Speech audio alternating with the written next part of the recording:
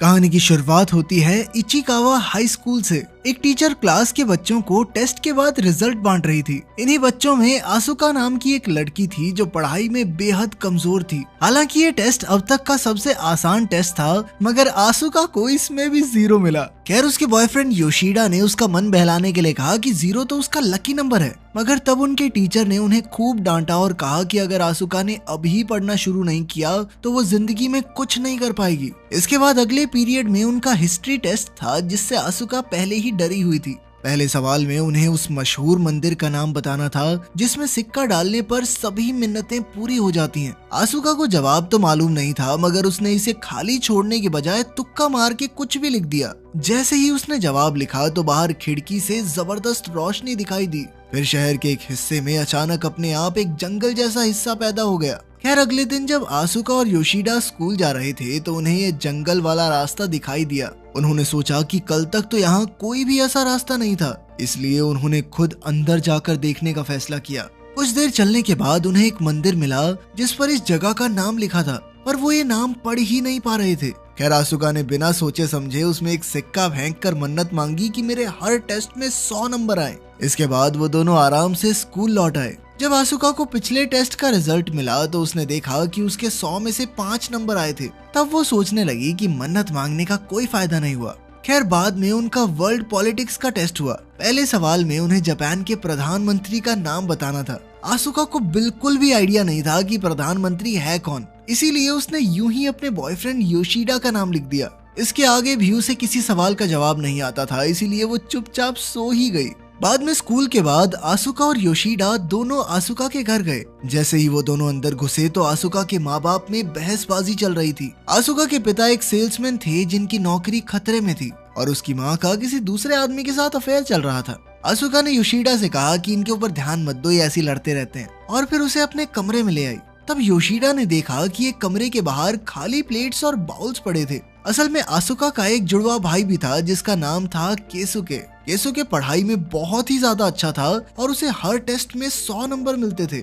मगर एक दिन वो अपने हाई स्कूल एंट्रेंस एग्जाम में फेल हो गया। केसुके जैसा होशियार बच्चा इतना बड़ा धक्का सहन नहीं कर पाया और उसी दिन से उसने खुद को कमरे में बंद किया हुआ था। वो किसी से बात नहीं करता था और बस अपने कंप्यूटर पर वीडियो गेम्स खेलता रहता। आसुका योशिडा को ये कहानी बताते हुए थोड़ा उदास हो गई तो योशिडा उसके लिए बाजार से कुछ खाने को लेने गया। वहीं दूसरी ओर उनका टीचर टेस्ट चेक कर रहा था कि अचानक वो रहस्यमय मंदिर चमकने लगा और टीचर का चश्मा धुंधला हो गया। कुछ देर बाद आसुका ने योशिडा को फोन करके पूछा कि वो कहाँ रह गया, तो योशिडा ने कहा कि वो बहुत ही ज्यादा बिजी है और आज उससे मिलने नहीं आ पाएगा। कॉल कटने के बाद आसुका को अपने एक दोस्त का मैसेज आया कि योशिडा बहुत बड़ी मुसीबत में फंस चुका है। तब ये खुलासा होता है कि योशिडा सच में जापान का प्रधानमंत्री बन गया था और वो कई सारे इंटरव्यूज भी दे रहा था। अगले दिन जब आसुका स्कूल गई तो उसे समझ ही नहीं आ रहा था कि उसका बॉयफ्रेंड बाजार गया था तो वो अचानक प्रधानमंत्री कैसे बन गया। और तो और बाद में खबर आई कि कई सारे देशों के प्रधानमंत्री भी लापता हो गए थे।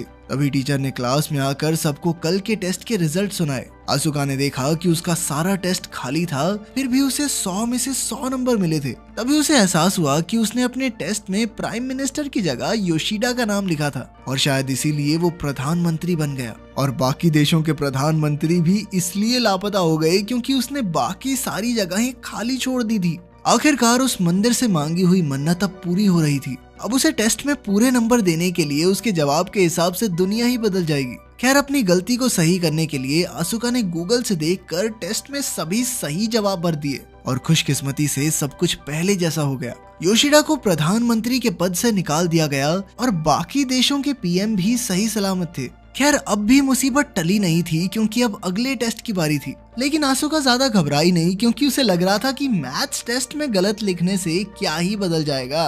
फिर स्कूल खत्म होने के बाद योशिडा आसुका से मिलने आया और उसे बताया कि उसे प्रधानमंत्री के पद से निकाल दिया गया है। तब आसुका ने उसे शांत किया और अपनी नई जिंदगी के बारे में बताया। मगर योशिडा को यकीन ही नहीं हुआ कि जो कुछ भी हो रहा है वो सब आसुका की वजह से हुआ। इसलिए उसने आसुका को कागज पर कुछ लिखकर ये साबित करने को कहा। लेकिन इससे पहले ही अचानक शहर के बीचों बीच बना टावर अपने आप ही जोरों से हिलने लगा। असल में ये सब भी आसुका के मैथ्स टेस्ट में गलत जवाब देने की वजह से हो रहा था। अब आसुका और योशिडा दौड़कर टीचर के कमरे में गए और उसके टेस्ट के सारे जवाब सही किए। जिससे टावर एक बार फिर से पहले जैसा हो गया। मगर देश भर के साइंटिस्ट हैरान थे कि आखिर ये सब कैसे हो रहा है। खैर, स्कूल से घर लौटते हुए आसुका और योशिडा फिर से उसी रहस्यमयी मंदिर वाले रास्ते पर पहुंचे, लेकिन वहां से अब सब कुछ गायब हो चुका था। उन्हें मंदिर का नाम भी याद नहीं था, इसीलिए उसे ढूंढना भी मुश्किल था। अब दुनिया में कोई और गड़बड़ ना हो जाए, इसीलिए आसुका को अब जी तोड़ मेहनत करके हर टेस्ट के अंदर सही जवाब देना होगा। आसुका ने खूब मेहनत करने की ठानी और उसने सोचा कि रात भर पढ़ूंगी बैठ के। मगर कुछ ही मिनटों में उसे नींद आ गई और वो घोड़े बेचकर सो गई। इसके बाद हम देखते हैं कि आसुका और योशिडा टीचर के कमरे के बाहर अपना टेस्ट पेपर चेक होने का इंतजार कर रहे थे। पहले की तरह इस बार भी आसुका को 100 में से 100 नंबर मिले और वो दुआ करने लगी कि इस बार दुनिया में कोई गड़बड़ ना हो जाए। खैर, जब वो घर लौटी तो उसने देखा कि उसके पिता बेहद खुश थे, क्योंकि उन्होंने अपनी जिंदगी की सबसे बड़ी सेल की थी। असल में आसुका ने टेस्ट में लिख दिया था कि दुनिया का सबसे कीमती पदार्थ आरओ का पानी है। इसी वजह से बहुत सारे लोगों ने आरओ खरीदने शुरू कर दिए, जिससे उसके पिता को काफी मुनाफा हुआ। अपने पिता को खुश देखकर आसुका भी खुश थी और उसने सोचा कि सब कुछ ऐसे ही चलने देते हैं। लेकिन बाद में उसने टीवी पर देखा कि दुनिया भर में पानी के लिए भयंकर लड़ाई होने लगी है। अब चीजें हाथ से बाहर हो गई थी, इसलिए आसुका ने तुरंत ही अपनी टेस्ट शीट में जवाब बदल दिया और सब कुछ पहले जैसा हो गया। तभी उसके दिमाग की बत्ती जली और उसने अपनी इस ताकत के जरिए अपने माँ बाप की लड़ाई सुलझाने की सोची। अगले दिन जब टेस्ट में उससे पूछा गया कि कौन सा एस्ट्रोनॉट अंतरिक्ष में जाने वाला है,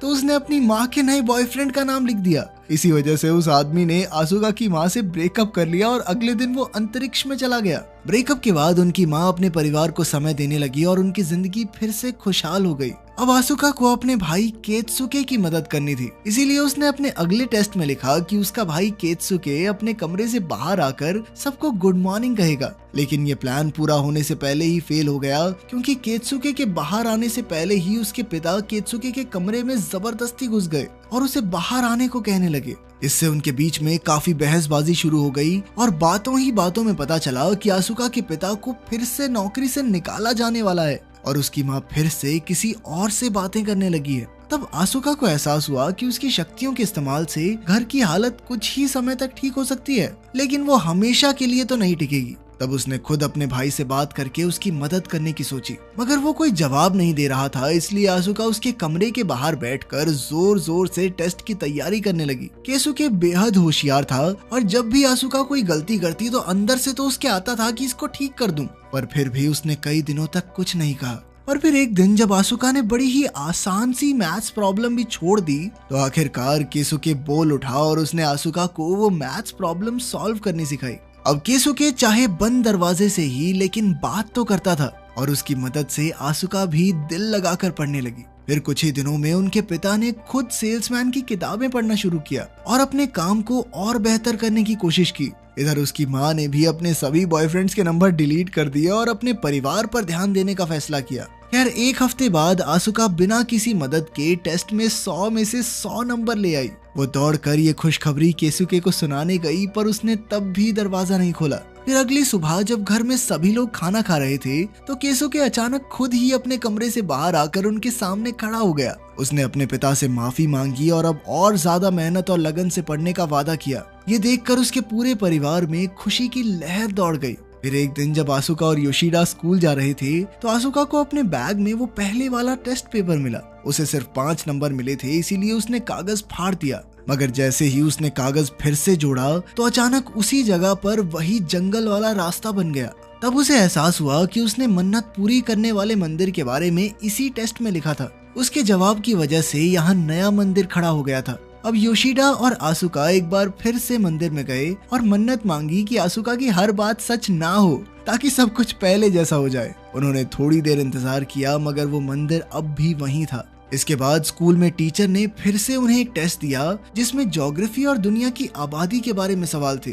तभी अचानक आसुका को याद आया कि उस मंदिर में सिक्का डालने पर ही इच्छा पूरी होती है, यानी सब कुछ पहले जैसा करने के लिए उसे सिक्का वापस निकालना होगा। उसने फटाफट टेस्ट पूरा किया और मंदिर में से सिक्का निकालने पहुंची, मगर वो सिक्का एक बक्से में बंद था। आसुका ने एक लकड़ी से सिक्का बाहर निकालने की कोशिश की और वो कामयाब भी होने ही वाली थी। वहीं दूसरी ओर केसुके और उसके माँ बाप उसके भविष्य के बारे में बातचीत कर रहे थे। वो जिंदगी की एक नई शुरुआत करने के लिए काफी उत्सुक था। उसकी माँ ने भी सबको परेशान करने के लिए माफी मांगी और आखिरकार सब कुछ ठीक हो गया। उधर आसुका का टीचर उसका टेस्ट पेपर चेक कर रहा था और उसे हमेशा की तरह 100 नंबर मिले। लेकिन फिर उसी वक्त आसुका ने अचानक सिक्का फिर से गिरा दिया और सिक्के में से अद्भुत रोशनी निकली। कुछ ही पलों में हम देखते हैं कि मंदिर के बाहर कोई नहीं था, बल्कि पूरा शहर, देश, यहाँ तक कि पूरी दुनिया खाली हो चुकी थी, मानो सभी इंसान एक ही झटके में गायब हो गए हों। अंत में हम देखते हैं कि आसुका के टेस्ट में आखिरी सवाल था कि दुनिया की आबादी कितनी है। आसुका ने वो जगह खाली छोड़ दी जिस वजह से पूरी दुनिया के इंसान गायब ही हो गए। अगर आपको ये ताकत मिल जाए तो आप टेस्ट में क्या लिखेंगे, वो बात कमेंट्स में लिख के हमें बताओ। बाकी मिलते हैं अगली वीडियो में।